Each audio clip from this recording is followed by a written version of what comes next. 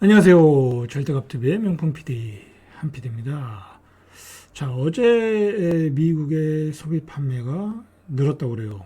미국은 아직도 경기 침체가 아니다라는 얘기예요. 여러분, 지금 우리나라는 엄청난 경기 침체야. 정말 말도 못할 정도의 경기 침체. 그냥 우리 음식점이 그냥 매출이 한 30% 줄었다고 보면 돼. 그냥 삼시세끼도 줄이고 있다. 줄이면 어떻게 하겠어요? 편의점 가서 김밥 사 먹는 거지. 자, 그런데 미국은 아직도 경기가 좋다. 라는 얘기예요. 그래서 주식시장이 이렇게 강한 거야. 별로 안 빠지잖아요. 그죠? 내일 정도 한번 나스닥 시장 가지고 한번 이야기해 볼게요. 자, 근데 왜 여기는 막 금리도 올리고, 그죠? 긴축을 하는데도 왜 이렇게 좋은가? 우리가 한번 그것에 대해서 의문을 좀 품을 필요가 있다. 그죠? 금리를 지금 얼마나 올린 거야? 거의 한 5% 올리지 않았어요? 만약에 우리가 5% 올렸으면 우리는 완전히 작살났어. 근데 미국은, 뭐랄까요? 부동산을 투기를 하고 그러진 않잖아요. 그죠? 부동산에 관한 별로 문제가 없으니까, 가격은 많이 올랐지만, 미국은 집 가지고 투기하고 그 부담스러울 정도로 대출받고 그러지 않으니까. 그리고 미국은 굉장히 뭐랄까요, 연금 제도라든지 그다음에 뭐랄까요, 이렇게 막 국가에서 푸는 돈이 많다 보니까 코비드 때 특히 엄청난 소비력을 가지고 있는 나라다. 그러다 보니까 이렇게 좋은 거다. 자, 그런데 한편으로는 의문이 가는 게, 그런데 긴축을 한다면서 어디서 이렇게 돈이 풀렸는가? 자, 우리가 그것에 대해서 오늘 이야기하는 거예요. 자, 그리고 미국이 가지고 있는 그러면 시스템에는 문제가 없는 건가라는 거죠. 근데 그 시스템에 문제가 발생하고 있다라는 거야. 그 전쟁으로 나타나고 있고. 자, 미국의 시스템이 뭐냐면 달러를 파는 거죠. 그러니까 국채를 외국인들한테 파는 거죠. 외국 국가에 한국이나 중국이나 일본이나 그 수출이 잘 되는 나라, 그러니까 수출해서 흑자를 내서 달러를 많이 가지고 있는 나라들이 이 미국의 국채를 사줘야 미국의 재정 적자에도 불구하고 이렇게 시스템이 버텨가면서 계속 미국이 성장을 하는데, 중요한 거는 미국의 국채를 소화하는 나라들이 자꾸 줄어들고 있다. 자, 중국도 별로 관심이 없고, 중국은 지금 미국과 엄청난 패권 전쟁, 그죠? 패권 전쟁으로 죽느냐 하느냐, 그런 전쟁에 휘말렸고, 일본은 자체 통화 방어하기도 바쁘고, 그러니까 미국의 채권을 안 사주니까 미국의 10년물 채권 금리가 계속 올라가겠죠. 그죠? 그래서 계속 올라가는 거야. 왜냐면 금리가 싸니까 안 산단 말이야. 근데 금리를 올리면 사줄 거 아니야. 그러니까 계속 올라간다. 자, 그런 와중에 지금 이 문제가 뭐냐면, 미국이 결국은 세계의 패권을 잡을 수 있는 건 달러잖아요. 기축통화 달러를 가지고 군사 강국이 돼서 그 군사력으로 원사이드하게 패권을 가지고 있었는데, 가만히 생각을 해보니까 이제 중국이나 러시아 그런 나라 입장에서는 도같이 지나치다라는 거죠. 러시아 입장에서는 자꾸 이 우크라이나를 자기 편으로 끌어들이고 모스크바 쪽으로 자꾸 진격을 하니까 기분이 나쁜 거죠. 그래서 전쟁이 일어난 거예요, 그게. 그죠? 그래서 전쟁이 일어난 거야. 그런 게 이제 일종의 달러 패권이죠. 그죠? 중국은 자기네가 잘났다고, 우리도 미국과 맞먹을 수 있다고 좀 덤벼들었다가, 지금 패권 전쟁에 휘말려가지고 힘도 못 쓰고 있고, 그죠? 지금 중국도 양털깎이에 들어간 거잖아요. 그죠? 그냥 중국에 있는 돈 다 빼고 있고, 그죠? 기업들 다 철수했잖아. 그죠? 그리고 반도체도 안 팔아, 못 팔게 하고, 그죠? AI 반도체도 이번에 못 팔게 하고, 그러면서 중국을 또 조여가고 있고, 그리고 중국의 약점이 많거든. 또 부동산 대출이 많고 부실한 기업이 많으니까 부돈에서 작살 내려고 그러고, 양떼깎이 들어갔는데 중국이 또 쉽게 흔들리지가 않죠. 중국은 뭐 전체주의 국가다 보니까 국가가 뭐 통제를 하다 보니까 아직은 뭐 우리처럼 IMF 상황이 되는 건 아니고 갈까 말까 뭐 그런 상황인 것 같고 근데 워낙 뭐 외환 보유가 많으니까 자 그래서 이렇게 채권값이 2년 급등하고 있는데 2년채 2년물은 5.2% 10년물은 뭐 4.836 계속 오르고 있어. 그러니까 미국이 굉장히 안 좋은 상황이야. 왜냐면 미국이 이 금리가 올라간다고 하면 미국의 부채가 뭐 32조인가 그렇다고 그러잖아요. 그러면 미국의 부채가 어마어마하게 늘어나는 거야. 그동안 채권 발행한 게. 그러면 그 통화량이 더 늘어나는 거잖아. 계속 달러를 발행해서 부채를 갚아야 되는 거잖아. 근데 채권은 안 팔려. 근데 팔려니까 금리를 올려야 돼. 그런 악순환이 되고 있는 거야. 자, 그래서 이 미국의 애널리스트들은 파월에게 금리를 내려라라고 얘기를 하고 있는데 뭐 물가 때문에 파월은 뭐 금리를 못 내리는 거고 아주 사면초가의 미국이 사면초가의 상황에 있다라는 거예요. 그런데다가 중동에서 전쟁이 터지고 그러니까 이게 중동의 전쟁이 이거는 완전히 중국과 러시아 뭐 중국은 아니라고 그러겠지만 러시아, 이란, 중국 뭐 그런 나라들의 어떤 배후 지지가 있지 않았냐. 또 아이러니하게도 뭐 무슨 뭐 국제 회의가 있는데 중국하고 러시아하고 만나가지고 뭐 중동의 평화 협상을 논의하는데 참 꼴값을 떠는 거죠. 그죠? 지들이 다 이렇게 배후에서 조종해놓고 평화 협상을 한다고. 그러니까 이게 짜고 치는 고스톱이라니까 지금 그 서방과 지금 러시아, 중국 이 두 개가 큰 충돌이 일어나면서 이런 상황들이 지금 벌어지고 있는 거예요. 근데 지난 그 세기를 보니까 이 미국의 양털깎기, 그죠? 1970년대에는 라틴 아메리카를 위기로 몰아가지고 완전히 길을 들여놓고 그리고 1980년대는 뭐 일본이 너무 잘 나가니까 막 미국의 자산을 다 샀잖아요.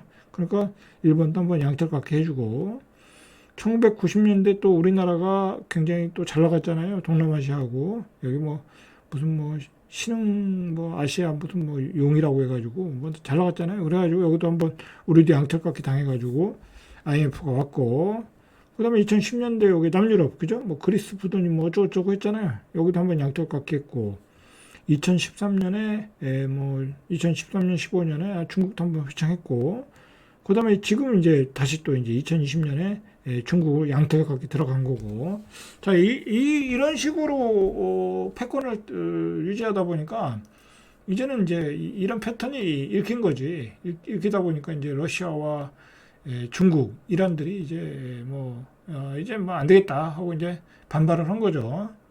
그렇게 보시면 돼요. 이게 뭐 그렇잖아요. 뭐 자기들이 달러를 다 발행해 가지고 그 달러를 가지고 양털을 깎아놓고 헐값에 사는 거야. 우리나라도 그렇게 했잖아요. 그래서 헐값에 다 샀잖아. 금융기관이니 뭐니, 그죠? 외환은행이니 뭐 그때 주택은행이니 뭐 다 샀잖아, 그죠? 그것만 샀나? 대우자동차도 샀지. 자, 뭐 이렇게 해서 다 당한 거야. 그러니까 중국도 이제 그렇게 당하기 싫다. 뭐 그러면서 이제 결국 그런 부작용이 전쟁으로 터졌다. 이제 그렇게 보시면 돼요. 그죠? 쉽게 생각하면. 자, 문제는 이게 전쟁이 동시다발적으로 터져 버리니까 이제 전략적으로 이렇게 터트린 거겠지만 연준도 손쓸 수 없는 고금리로 가고 있다라는 얘기예요. 고금리. 이 고금리가 고착화되고 있다. 그죠? 당분간은 연준이 금리를 내릴 생각이 없다고 하면 근데 이게 내리기도 쉽지가 않아. 내리면 또 물가가 폭등하니까. 그죠? 자, 50년 전인 1973년 10월에 아랍연합군과 이스라엘이 전쟁을 일으켰는데 이게 이제 4차 중동 전쟁이었는데 1차 석유파동이라고 그러죠. 그런데 그때 국제유가가 3배가 올랐어. 4달러에서 12달러. 그러니까 앞으로 이란하고 그다음에 이란과 뭐 그밖에 국가들이 그러니까 뭐 레바논의 어디죠? 레바논의 무장단체 있죠? 그 단체까지 전쟁에 끼어들게 되면 이게 국제전쟁으로 확대된다. 자, 그렇게 되면 지금 100달러는 건 150달러 간다. 자, 그렇게 되면 그냥 인플레이션이 일어나고, 그 1970년대처럼 스태그플레이션이 일어난다. 라는 거죠. 근데 아직까지는 유가는 뭐 폭등하지는 않고 있어요. 왜냐면 중동전이 여기서 이제 이스라엘과 하마스 간의 전쟁을 끝낸다고 하면 폭등하지 않는다. 그렇게 생각을 하고 아직까지는 폭등하지 않는데, 예를 들어서 이란까지 개입해서 호르무즈 해협을 뭐 봉쇄한다든지 뭐 그렇게 또 일사불란하게 나가버리면 이런 상황이 온다는 거야. 1974년 같은 상황이 온다. 자, 이렇게 되면 다우조스도 한 45% 폭락, 물가 상승률 12%. 여러분 이렇게 되면 우리는 확률 폭등, 유가 폭등 완전히 박살나는 거야. 우리 경제는 완전히 박살난다. 자, 그렇게 되면 집값은 그냥 반토막 나는 거야. 그죠?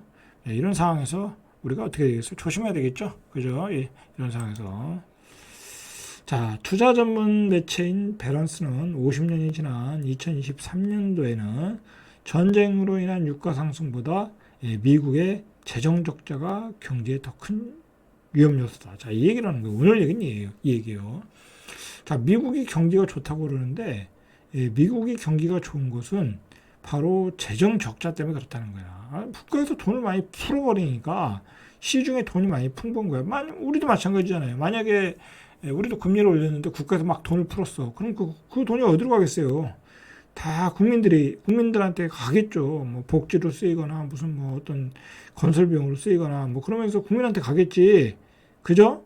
그런데 우리는 그렇게 못하죠. 기축통화가 아니니까. 근데 미국은 군사력을 또 유지해야 되고, 그 다음에 이 재정 적자가 큰 나라다 보니까 이렇게 재정 적자를 키우면서 재정 적자가 규모가 2조 달러 일어났다는 거예요. 작년에 한 1조 달러 있다는 거예요. 2배. 2조 달러가 풀렸으니까 미국의 경기가 좋아 보이게 착시 현상이 보이는 거야. 그죠? 금리를 올렸는데. 그래서 미국 경제가 침체에 빠지지 않고 호조세를 보이고 있다. 그러니까 이렇게 돈을 많이 푸니까 FOMC에서 금리를 못 올리는 거야. 그죠? 재정 적자도 크고, 그죠? 그 다음에 금리를 내려서 또 돈을 풀고, 그럼 미국의 달러가 어떻게 됐어요? 쓰레기가 되겠지, 쓰레기. 휴지가 되는 거죠. 그렇게 되면 미국은 또 패권을 잃어버리는 거야. 신뢰를 잃어버리니까 그 FOMC에서는 균형을 잡는 거지. 그죠? 이렇게 재정 적자를 통해서 돈이 풀려나가고 있는 상황에서 그쪽 꼭지라도 줘야 된다. 그렇게 생각을 하고 있는 거예요. 그런 상황이다. 그러니까 이 미국의 재정 적자는 이게 영구적인 문제라는 거야. 영구적인. 그렇지 않겠어요? 영구적인. 뭐 미국의 패권을 유지하려면 재정 적자의 규모가 적어지진 않겠죠. 계속 커지겠지. 그죠? 그리고 국채 금리 상승으로 이자 비용은 계속 늘어날 거고. 그죠? 이게 점점 해결하기 어려운 문제라는 거야. 그죠? 그러니까 뭐 이 커다란 제국은 결국은 뭐 이런 것 때문에 나중에 이제 큰 고역을 치르는 거예요. 실제로 채권 중개업체인 RJ 오브라이언의 글로벌 기관 영업 담당 이사인 존 브래디는 보고서에서 내년에 그 미국 국채 발행 규모가 24% 늘어난대. 그러면 2조 한 2,500억, 뭐 2,500억 그 정도 되겠네. 그죠? 내년도 그렇게 늘어나는 거야. 그죠? 큰일 났죠. 자, 근데 문제는 미국 국채를 매입하던 경상수지 흑자국의 미국 국채 수요가 둔하다. 그죠? 다 뭐 경기가 안 좋으니까 달러를 못 벌었잖아요. 우리도 마찬가지고, 일본도 마찬가지고, 중국도 마찬가지고, 미국 국채를 사줄 사람이 줄어들고 있다라는 거예요. 그죠? 자, 조 바이든 대통령은 2031년도까지 구제기금 2조 5천억 달러, 이제 코로나 때 이렇게 풀었나 보죠. 그래서 지금까지 재정 적자를 4조 8천억 달러까지 늘렸다는 거야. 2031년도까지. 이거보다 더 늘어나겠죠. 그죠? 자, 이렇게 굉장히 미국은 계속해서 돈을 풀고 있다. 재정 적자를 통해서. 그러니까 미국의 경기가 안 죽는 거야. 그죠? 그리고 FOMC는 이 금리 뭐랄까요? 이 달러의 어떤 그 방어를 위해서는 최소한의 지금 현재의 금리는 유지하거나 더 올리거나 할 수밖에 없는 상황이다라는 거야. 그러니까 신문에서 뭐 이런 상황 때문에 앞으로 뭐 국채 금리가 계속 오르니까 FOMC는 금리를 내려라 하는데 그건 그냥 참새들이 찍찍거리는 소리야. 참새들이 찍찍거리는 소리고 지금 FOMC는 금리를 내릴 수가 없는 상황이야. 내릴 수가 없는 상황이야. 그러니까 당분간은 뭐 우리는 지금 미국 금리보다 거의 한 2%가 한 1.75포인트 정도 적잖아요. 낮잖아요. 뭐 우리는 더 내릴 수 없는 거고 미국도 내릴 수 없는 상황이고 당분간은 이런 고금리다. 고금리. 자, 그러니까 집 산 사람들이 이제 부담스러운 거야. 그죠? 계속해서 대출 금리를 고금리로 낸다고 생각하니까 이건 도저히 못 버티는 거야. 그러니까 청약을 받고도 다 포기하고 그냥 물량들이 쏟아져 나오잖아. 그죠? 쏟아져 나오잖아. 그게 뭐 무순위에서 다 뭐 소화가 된다고 해서 의미가 없어. 왜냐면 무순위로 들어간 사람들도 돈이 있어서 그거 상관 아니거든. 혹시나고 계약을 치는 거거든. 계약금만 넣는 거거든. 나중에 프리미엄 받고 팔라고. 근데 그게 쉽지 않을 거다. 이런 고금리 상으로 간다고 하면 고금리는 계속된다. 여러분들. 그죠? 잘 생존을 하시기 바래요. 자, 이상 절대값TV의 명품 PD 한 PD였습니다.